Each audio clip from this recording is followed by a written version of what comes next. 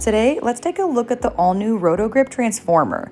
I'm really liking the color of this ball. I think they did such a great job. The different colored purples and a little bit of gray in there. It really is a beautiful bowling ball, and sometimes that's a big selling point. Before I get into what I'm bowling on and how I drilled this ball up, I wanted to talk about the specs of the ball. So it does have an asymmetrical weight block, and it has the VR1 solid reactive cover stock. It's actually the first ball in the new HP5 line that Roto Grip is offering.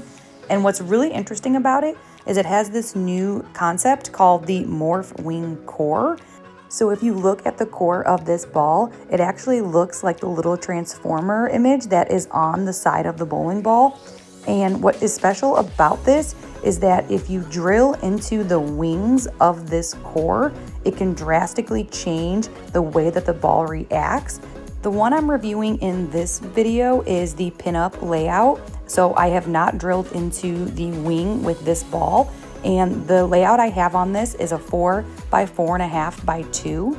And if you notice now, I am in a new center. I did want to do my review across 2 bowling alleys on 2 different shots. So they're both house shots, but one is new synthetics, and that was the previous one that you were seeing. And I was bowling on 1 lane, just practicing by myself, throwing this ball. And then now I'm actually bowling league.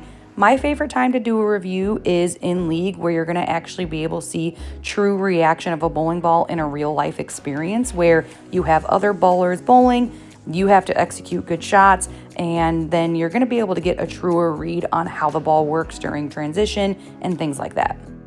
So let's go back to the layout. Like I said, this one is drilled with the pin up layout. I will be doing a pin down that hits the wing review later, but I did want to bowl a whole set with the pin up just to see how it worked. Usually with pin up layouts, you're looking at a ball that's going to have a stronger back end motion with a lot of entry angle. I will say most of my stuff is drilled pin up, so I am excited to do the review of the one that is pinned down, but let's just keep looking at this one for now.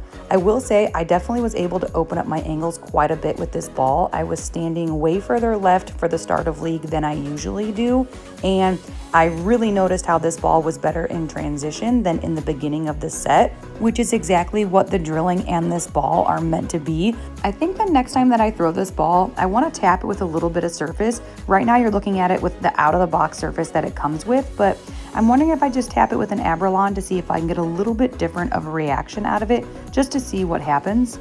I feel like this is the ball that I'm gonna have in between my solids and my pearls, where if I started the block with a solid and it's just not working anymore and the lanes are starting to transition and I'm not ready to switch to a pearl, that this would be the ball that I would pull out of my bag. I am curious to see the difference in reaction between this ball and the pin down ball that hits the wing. So don't forget to check out that video. That'll be coming soon. Thanks for watching.